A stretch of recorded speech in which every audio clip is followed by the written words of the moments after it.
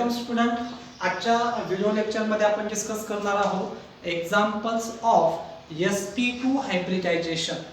Last व्हिडिओमध्ये student आपण explain केलं एक्झाम्पल्स ऑफ sp हायब्रिडायझेशन. त्याचं एक्झाम्पल बेरिलियम डायक्लोराइड. ठीक आहे. त्याचं नेक्स्ट एक्झाम्पल जे आहे that is called acetylene molecule on the basis of sp hybridization. आपण नेक्स्ट लेक्चर मध्ये डिस्कस करणार आहोत. बिकॉज इन दिस एक्झाम्पल त्या एक्झाम्पल मध्ये पाय बॉन्डचं फॉर्मेशन कसं होतं किंवा पाय बॉन्ड हायब्रिडायझेशन मध्ये पार्टिसिपेट होतो का नाही या डिटेल गोष्टी आपण नेक्स्ट व्हिडिओ लेक्चर मध्ये बघणार आहोत. आज पाहिजे आपल्याला बोरॉन ट्रायक्लोराइड मध्ये फर्स्ट पॉइंट त्या एक्झाम्पल मध्ये जे होता तोच पॉइंट आहे. तो म्हणजे कोणता? In boron trichloride in BCl3 central element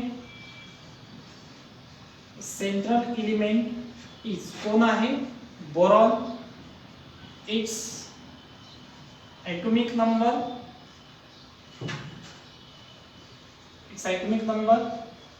is 5 and electronic configuration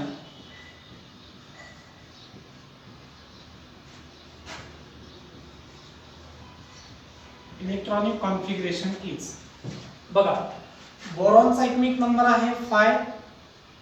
याचा इलेक्ट्रॉनिक कॉन्फिगरेशन 1s2 2s2 आणि 2p1 ही इलेक्ट्रॉनिक कॉन्फिगरेशन. याला आपण ग्राउंड स्टेट इलेक्ट्रॉनिक कॉन्फिगरेशन म्हणतो. देन आता यामध्ये बॉक्स डायग्राम आपण ड्रॉ जर केली तर s मध्ये ph इलेक्ट्रॉन आहे, p ऑर्बिटल 1 2 3, p ऑर्बिटलचे डिजनरेट ऑर्बिटल्स pxy py आणि pz. यामध्ये एक अनपेड इलेक्ट्रॉन. ही झाली box diagram. Atomic number beryllium बोरॉनचा 5 आहे. बोरॉन हा सेंट्रल एलिमेंट का? आपण केमिकल बॉन्डिंग मध्ये पाहिलं की मॉलिक्युल्स मध्ये ज्याची इलेक्ट्रोनेगेटिव्हिटी लेस असते तो काय असतो? Central element. ठीक आहे. देन आता या एक्झाम्पल मध्ये जर आपण पाहिलं बोरॉन ट्रायक्लोराइड मध्ये तर बघा बरं व्हॅलेन्सी किती आहे बोरॉनची? लेविस डॉट स्ट्रक्चर आपण ड्रॉ जर केलं तर 1 2 आणि 3 म्हणजे 3 व्हॅलेन्सी आहे.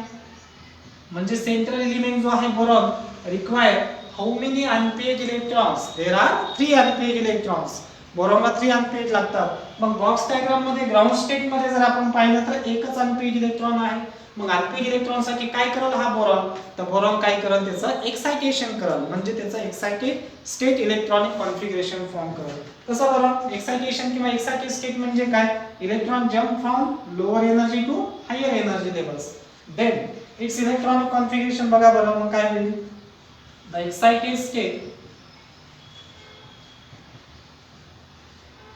Electronic configuration is. Excited state electronic configuration काय आहे? मग बोरॉनचा ॲटॉमिक नंबर 5 इथं सेम राहणार आहे 1s2. inner cell does not take part in bond formation according to octet rule. आपल्याला माहित आहे फक्त ऑक्टेट कंप्लीट करण्यासाठी व्हॅलन्स सेलच पार्टिसिपेट होतात. ही 2 व्हॅलन्स सेल आहे त्यामुळे. मग 1s2 2s1 आणि 2p2. बॉक्स डायग्राम ड्रॉ केली आपण एक्साइटेड स्टेट मध्ये एक अनपेड इलेक्ट्रॉन मिळतो आपल्याला.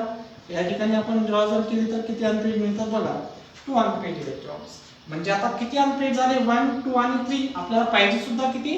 3 अनपेड इलेक्ट्रॉन. कारण कोव्हॅलेंट बॉन्ड फॉर्मेशन साठी कोणते अनपेड इलेक्ट्रॉन पार्टिसिपेट होतात बॉन्ड फॉर्मेशन मध्ये, म्हणून आपल्याला 3 अनपेड इलेक्ट्रॉनची गरज आहे. देन त्यानंतरचा नेक्स्ट पॉइंट काय बरं? हायब्रिडायझेशन. बघा हायब्रिडायझेशन मध्ये काय करणार आता आपण? The mixing and recasting of 1s and 2.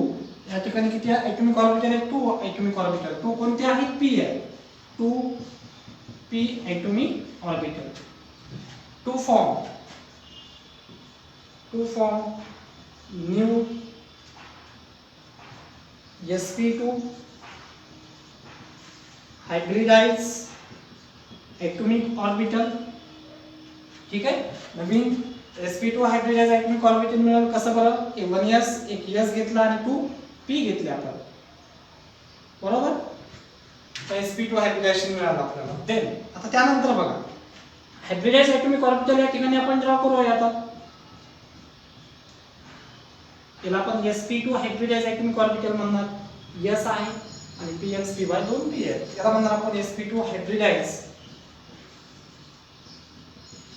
sp2 hybridise atomic orbital. ठीक आहे, आलं लक्षात तुम्हाला? ठीक आहे. नेक्स्ट आता आपल्याला पाहायचं आहे इथं ऑर्बिटल डायग्राम. ठीक आहे, ऑर्बिटल डायग्राम कशा आहे सर बघा.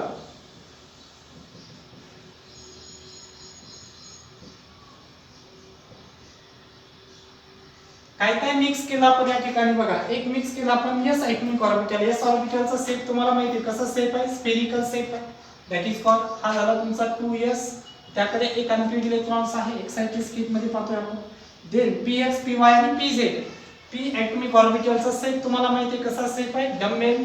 हा px orientation along the x axis म्हणून याला आपण काय म्हटलं, px ॲटॉमिक ऑर्बिटल. त्यानंतर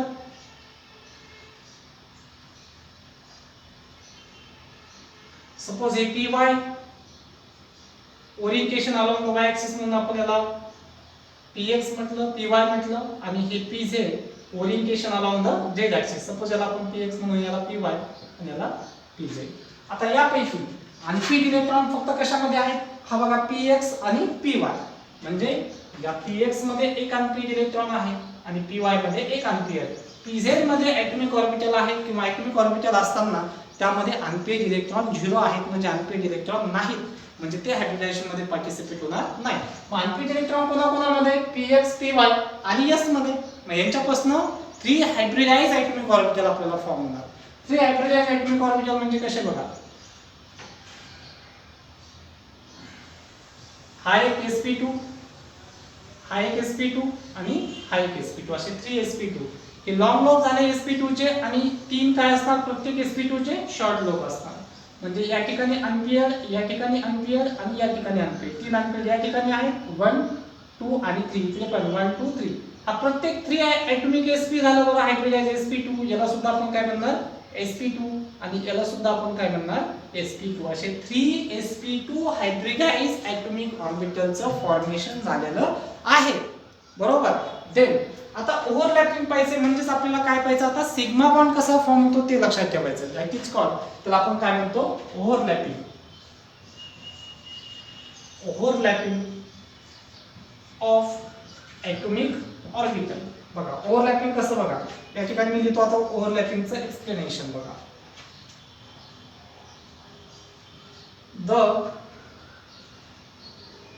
असं देऊया आपण, the 3 sp2 hybridized atomic orbital of boron overlapped with 3 pz atomic orbital of 3 chlorine. 3 chlorine atom. आता कसं बघा, क्लोरीनचा pz का बघा, क्लोरीनचा ॲटॉमिक नंबर किती आहे, 17. Electronic configuration 1s2 2s2 2p6 3s2 आणि 3p किती मला 5. या ठिकाणी बॉक्स डायग्राम क्लियर. या ठिकाणी 1 2 आणि 3 1 2 3 आणि 4 आणि 5 झालं. म्हणजे हा px, हा py आणि हा pz. हा pz आणि इलेक्ट्रॉन्स आहेत pz मध्ये, म्हणून तो ओव्हरलॅप होणार आणि आपल्याला सिग्मा बॉन्ड फॉर्म होणार. कसं बघूया आपण या ठिकाणी. आता बेरिलियमचं बघू आपण, sp2 हायब्रिडाइज ॲटॉमिक ऑर्बिटल सांगितलं आपण. हा एक sp2 मिळाला आपल्याला. ठीक आहे, त्याचे शॉर्ट लोब मिळाले आपल्याला. ठीक आहे, याच्यामध्ये अनपेड, याच्यामध्ये सुद्धा अनपेड, याच्यामध्ये सुद्धा अनपेड. ठीक आहे, क्लोरीनचा कोणता आहे, pz. म्हणजे chlorine pz atomic orbital overlap करणार आहे सोबत. सपोज याला आपण pz म्हटलं, क्लोरीनचा हा pz. या ठिकाणी सुद्धा असा हा pz आणि या ठिकाणी सुद्धा काय असं pz. बघा आता हे कोणाचे अनपेड आहेत, बेरिलियम बोरॉनचे. आता याच्यासोबत अनपेड इलेक्ट्रॉन 3 क्लोरीनचे अनपेड. बघा या ठिकाणी, या ठिकाणी अशी ओव्हरलॅपिंग होईल आणि पेरिंग झाली. या ठिकाणी लॅटरल म्हणजे ॲक्सियल ओव्हरलॅपिंग आहे. साइड वाइज ओव्हरलॅपिंग आहे का नाही, म्हणजे कसं आहे, एका ॲक्सिस मध्ये ओव्हरलॅपिंग आहे आणि ॲक्सियल ओव्हरलॅपिंग असेल तर कोणता बॉन्ड फॉर्मेशन होतो ते आपल्याला माहिती आहे. कोणता बॉन्ड, सिग्मा बॉन्ड. ठीक आहे, असं स्ट्रक्चर मिळालं आपल्याला. असं स्ट्रक्चर मिळालं म्हणजे कसं, आता बघा सेंट्रलला कोण आहे, बोरॉन आहे. या ठिकाणी क्लोरीन, या ठिकाणी क्लोरीन, या ठिकाणी क्लोरीन. लेविस डॉट स्ट्रक्चर जर आपण ड्रॉ केलं तर 1 2 1 2 1 आणि 2. क्लोरीनकडे पेअर इलेक्ट्रॉन किती, व्हॅलेन्स मध्ये बघा 1 2 आणि 3, म्हणजे 1 2 3 याच्याकडे पण 1 2 3 याकडे पण 1 2 3 असे जे आमचे हे स्ट्रक्चर मिळालं. देन आता आपल्याला पाहिजे एक्सप्लेनेशन की एक्झामला विचारतात हायब्रिडायझेशन. हायब्रिडायझेशन काय करायचं sp2. Second number geometry. काय बघ जॉमेट्री ट्रायंगुलर. ठीक आहे ट्रायंगुलर जॉमेट्री असतात आपण बॉक्स डायग्राम मध्ये किंवा टेबल पाहिला होता. बॉन अँगल किती असतो हा बॉन अँगल 120. बॉन अँगल आहे याचा किती बरं 120 डिग्री. 120 डिग्री बॉन अँगल आहे. ठीक आहे. देन आता सेंट्रल एलिमेंट कडे बॉन्ड पेयर्स बघा. बॉन्ड पेयर इलेक्ट्रॉन्स किती बॉन्ड पेयर 1 2 आणि 3 म्हणजे किती बॉन्ड पेयर आहेत त्या ठिकाणी 3 बॉन्ड पेयर आहेत. लोन पेयर सेंट्रल एलिमेंट कडे आपण सेंट्रल एलिमेंट म्हणजे हायब्रिडायझेशन कोणाचं झालंय बोरॉनचं. त्याच्याकडे लोन पेयर आता शिल्लक राहतात का बघा. या ठिकाणी आपण दिसेल आपल्याला बॅलन्स मध्ये कुठे आहे का लोन पेयर नाही. म्हणजे सेंट्रल एलिमेंट कडे काय आहे 0 लोन पेयर. पूर्ण मॉलिक्युल्स मध्ये लोन पेयर विचारले आपल्याला 6. लोन पेयर इन कशामध्ये मॉलिक्युल्स मध्ये जर विचारले एकच मॉलिक्यूल आहे त्यामध्ये लोन पेयर मॉलिक्यूल मध्ये विचारलं तर सेंट्रल कडे आहे का नाही कोणाकडे मग क्लोरीन कडे. या क्लोरीनचे 1 2 3 म्हणजे 1 2 3 हे झाले म्हणजे हे 3 हे 3 आणि हे 3 असे टोटल किती झाले बरं 3 + 3 किती झाले 6 6 + 3 किती झाले 9.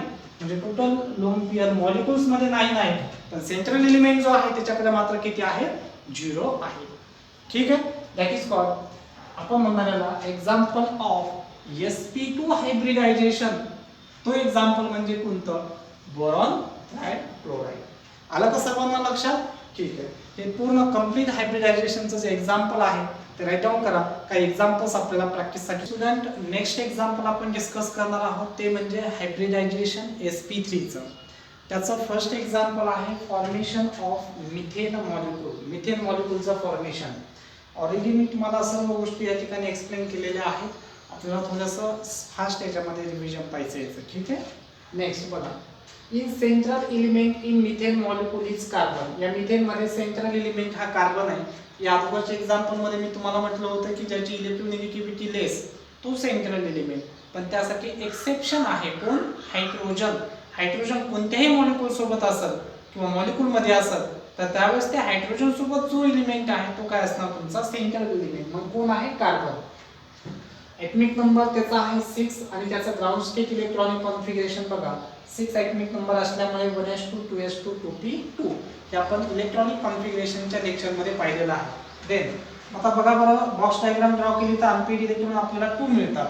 पण ऍक्च्युअली आपल्याला नीड आहे गरज आहे किती अनपेड इलेक्ट्रॉनची 4 अनपेड इलेक्ट्रॉनची. त्यामुळे काय होईल s ऑर्बिटलचं एक्साइटेशन होईल. मग तिथला इलेक्ट्रॉन जो आहे तो p ऑर्बिटल मध्ये जाईल आणि त्यावेळेस आपल्याला एक्साइटेड स्टेट इलेक्ट्रॉनिक कॉन्फिगरेशन मिळेल कार्बनचं 1s2 2s1 आणि 2p3. आणि ते इलेक्ट्रॉन काउंट जर केले आपण तर 1 2 3 आणि 4 आपल्याला पाहिजे होते 4 आणि 3 या ठिकाणी आपल्याला मिळाले. देन आता मिक्सिंग आणि रिकास्टिंग म्हणजे हायब्रिडायझेशन पाहणार आहोत आपण.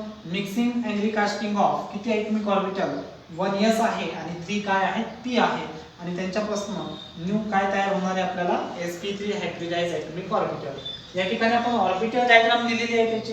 हा 2s1 आहे 2p हा px py आणि pz यांचं मिक्सिंग केलं तर नवीन 4 आपल्याला sp3 sp3 sp3 sp3 hybridised atomic orbital मिळालेले आहे. ऑर्बिटल डायग्राम झाल्यानंतर आपण ओव्हरलॅपिंग पाहतो की ओव्हरलॅपिंग मध्ये आपल्याला कळतं की सिग्मा बॉन्ड हा पाय आहे. म्हणजे पाय बॉन्ड फॉर्मेशन होतंय का सिग्मा बॉन्ड फॉर्मेशन होतंय ही गोष्ट आपल्याला लक्षात येते कुठे ओव्हरलॅपिंग डायग्राम मध्ये. ओव्हरलॅपिंग मध्ये काय आहे बरं 4sp3 हे 4sp3 हायब्रिडाइज्ड ऍटॉमिक ऑर्बिटल कोणाचे कार्बनचे ओव्हरलॅप होणार आहेत. ओव्हरलॅप म्हणजे काय एकावरती एक मिक्स नाही ते फक्त ओव्हरलॅप होणार असं साखळी सारखे किंवा दोरी सारखं किंवा वायर जे आहे एक एंड आणि दुसरा एंड एकमेकावरती काय झालेला आहे ओव्हरलॅप झालेला आहे. मग 4s ऍटॉमिक ऑर्बिटल ऑफ कोणाचे हायड्रोजनचे 4s ऍटॉमिक ऑर्बिटल आहेत. 4s ऍटॉमिक ऑर्बिटल मधला एकच इलेक्ट्रॉन आहे. मग त्याचा आपण जर ओव्हरलॅपिंग पाहिलं तर हे झालं नंबर सेट कार्बनचे sp3 आणि स्पेरिकल सेट जे आहे ते म्हणजे कोण हायड्रोजनचा s ऑर्बिटल. कारण s ऑर्बिटलचा सेट ही स्पेरिकल आहे. आपण फर्स्ट लेक्चर मध्ये पाहिलं होतं की s ऑर्बिटलचा सेट काय आहे स्पेरिकल आहे. मग या ठिकाणी हायड्रोजनचा एक अनपेअर आणि कार्बनच्या sp3 हायब्रिडाइज्ड ऍटॉमिक ऑर्बिटल मध्ये एक अनपेअर. सेम प्रोसेस या तिन्ही ठिकाणी आहे आणि या ठिकाणी मग ऍक्सियल ओव्हरलॅपिंग हे बघा, हे ऍक्सिस मधनं ओव्हरलॅपिंग आहे. ऍक्सियल ओव्हरलॅपिंग असेल तर आपण केमिकल बॉन्डिंग मध्ये पाहिलं की कोणता बॉन्ड फॉर्मेशन होतो, सिग्मा बॉन्डचं फॉर्मेशन या ठिकाणी होत आहे. ठीक आहे. मग आता हे झालं ऑर्बिटल डायग्राम झाली, ओव्हरलॅपिंग डायग्राम झाली ही. आणि आता आपण त्याचं स्ट्रक्चर पाहिलं तर स्ट्रक्चर आपल्याला या पद्धतीने मिळतं. एक्झाम मध्ये आपल्याला क्वेश्चन या टाइपचे विचारतात. हायब्रिडायझेशन काय, sp3 आपण पाहिलं, sp3 hybridisation orbital. Geometry table मध्ये पाहिलं आपण फर्स्ट व्हिडिओ मध्ये, जॉमेट्री काय असते sp3 ला, टेट्राहेड्रल. लोन पेअर नसेल तर त्यावेळेस बॉन्ड अँगल किती असतो, 109 डिग्री आणि 228 मिनिट्स असतो. लोन पेअर किती आहे त्याच्याकडे 0 आहे. बॉन्ड पेअर किती आहेत, 4 आहेत. आणि पूर्ण मॉलिक्यूल मध्ये सुद्धा लोन पेअर इलेक्ट्रॉन्स